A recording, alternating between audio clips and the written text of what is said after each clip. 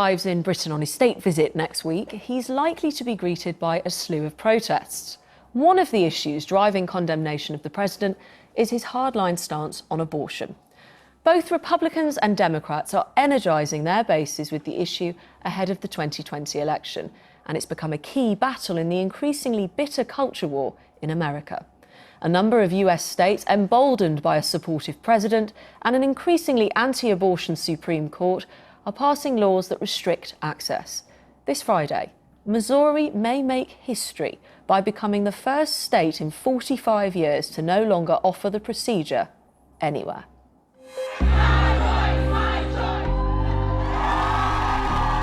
Life wins. Abortion is at the forefront of America's ferocious culture war. A number of states are tightening their laws, and the issue has become more and more divisive. Anger on the pro-choice side of the debate has been heightened by the fact that many of the laws restricting access to abortions have been voted on by male politicians. When in Alabama, when all of the males were voting on it and not a single woman voted to keep it passed. Abortion has of course always been a polarising subject, but President Donald Trump put it front and centre of his pitch to the electorate in 2016. And his commitment to putting pro-life judges on the Supreme Court was seen as a vote winner for him. Do you believe in punishment for abortion, yes or no, as a principle? The answer is that there has to be some form of punishment. For the woman? Yeah. 2 weeks ago, Alabama made headlines around the world by restricting abortions by passing a bill to outlaw the procedure in almost all cases, including rape and incest. This week, Missouri is in the headlines, as its last abortion clinic is facing closure this Friday.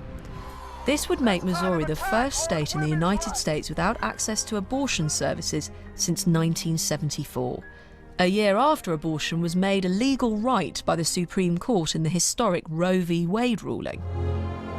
Hostility towards abortion is not a new phenomenon, but it's clearly growing. In 2000, 4 states were hostile towards abortion, but by 2010 that had risen to 10, and by 2019 it's now risen to 14 hostile states, with 7 very hostile. In 2014, those hostile places such as South Dakota, Mississippi and Alabama, the number of legal abortion clinics is much lower. Compare those states that are traditionally more supportive of abortion like New York and California, the access to clinics is much higher. And with Trump up for re-election next year, the future of abortion rights and access will continue to be highly and hotly contested. So what's the impact of this renewed push to restrict access to abortion? I'm joined by anti-abortion activist Lila Rose, founder of campaign organisation Live Action, and Alison Dreith, who's the Deputy Director at Hope Clinic for Women in the state next door to Missouri, Illinois. Thank you for joining me, both of you. If I could start with you, Alison, good evening. Hi. With this expected closure in your next door state, what will be the impact on your clinic? Well, the impact on our clinic will be great. If Missouri closes its last remaining abortion facility, that's going to leave 1.1 million women of reproductive age in Missouri without being able to access basic reproductive health care in their own communities. We've already seen an increase of patients, specifically over the past 2 years, with about a 30% increase to the number of patients we already see traveling from Missouri, which are about 55% of our patients. These patients deserve to access basic reproductive health care in their own communities, and it's not only putting a burden on patients, but their families and their communities at large. And the ramifications of these attacks on legal access to abortion are going to have severe and drastic ramifications for years and decades to come. And are you expecting, though, if the clinic in Missouri, the last one, shuts on Friday, which is a historic moment in terms of it being the first state that doesn't have an abortion clinic, are you expecting a significant increase of women to cross your door? Yeah, I think we're seeing that already, and this week we've been frantically planning for crisis management and how to mitigate some of the increased patient load. Unfortunately, we're just not going to be able to see the over 3,000 patients that see Planned Parenthood in Missouri annually for their abortion services, but we're going to do the best that we can to make sure we can accommodate those patients, not only by keeping our clinic doors open longer hours or adding more days to our rotation. We're looking into hiring new staff, getting volunteers in the clinic, and then helping with those other logistical problems that patients face, such as travel costs and barriers, childcare, and so on and so forth. So, well, let me bring in Lila at this point. Thank you for joining us, Lila. I think the reality we just heard from Alison there is that the clampdown on access to abortion services doesn't necessarily mean there will be fewer abortions. It's not suddenly like women will be saying, okay, I really want to keep this baby now. They've just got longer and farther to go. That's simply not true. Historically, the abortion rate in the United States skyrocketed after abortion became legal and prevalent, after clinics like Alison's were set up across the country and are profiting off of abortions. They're profiting off of women and girls in some of their most scared and most even coerced moments when they're feeling the pressure and wondering what they're going to do. And so the response of the pro-life movement is, look, we want to care for both. We need to love them both serve the woman, the girl, and the child. Hang on, and this is not about a reproductive health care. If I could just question one thing you just said there. This is not a reproductive, well, just to finish, this is not a reproductive health care decision. Reproduction has already taken place.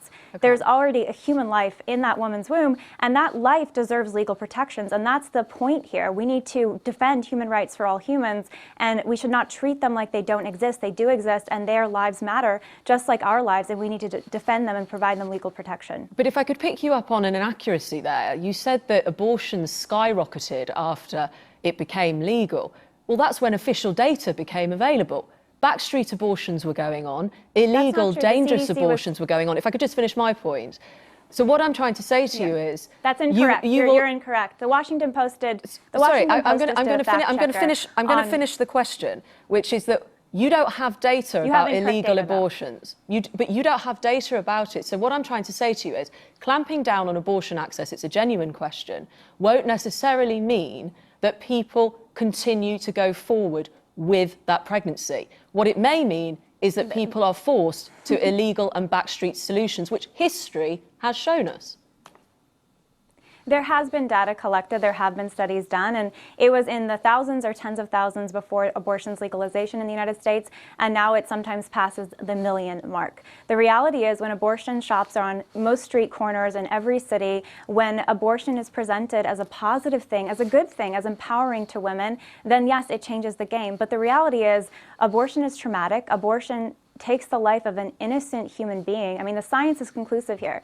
Biology is clear here. Human life begins in the womb. We know there's a unique individual child that has parents that deserves a chance at life that is being totally destroyed. Every abortion procedure is this violent act of destruction. I mean, most people don't realize this. I encourage people to review the medical animation of abortion procedures. It's abortionprocedures.com to actually know what happens in clinics like Alison's. But the reality is every abortion procedure involves either poisoning to death, suctioning apart, or using forceps to tear apart the body, the developing body of a child, of a human boy or girl. Lila, this is brutal. If I could just break in, activity that should be banned. 1 in 3 women in the UK have an abortion. So it's a high chance that people watching this will have been through that procedure and will not necessarily recognise what you have just described. So if I could just come back to Alison, because you've laid a lot of charges. And they've been lied to. Women have been lied to. No, if they've had the experience and they've not necessarily been lied to, they've gone through and experienced it. Alison, if I could come back to you, Lila has They were often sedated. They were often unaware of what happened, and now every woman who has been hurt by abortion, she deserves the truth. She deserves the information. Please may I put some of the charges that you have just laid directly at Alison? I have to give her the right to reply. Alison, namely, are you sedating women? Are you profiting off their vulnerability? And are you performing violent procedures? Absolutely not. I'm one of the 1 in 4 women who will have an abortion in their lifetime in America by the age of 45.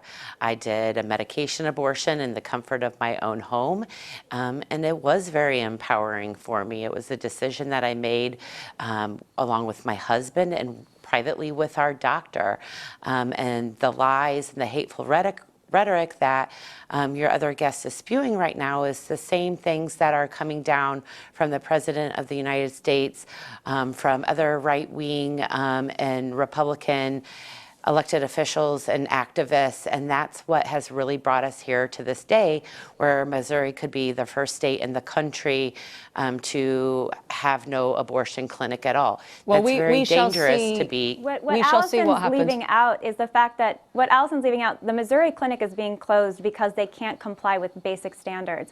I'm sorry, I'm going to have to say Planned Parenthood are not here. Sorry, Planned Parenthood is not a debate about Planned Parenthood. This is the record. Alison doesn't work. Planned Parenthood is not fulfilling, Alison does not work. Their clinic has violated there are protocols. rules around slandering people who can't reply. So what I'm trying to say is Planned Parenthood isn't here to reply. So this isn't a debate about whether they are complying. These are facts. The clinic is closing because they can't I comply can't with go state into those guidelines. facts right now, and I don't have those people You here should know. to give a right to you're reply. doing a report on it. Well, I'm going to say to you that this wasn't a debate about that, and we haven't got a representative. They can't comply to state standards.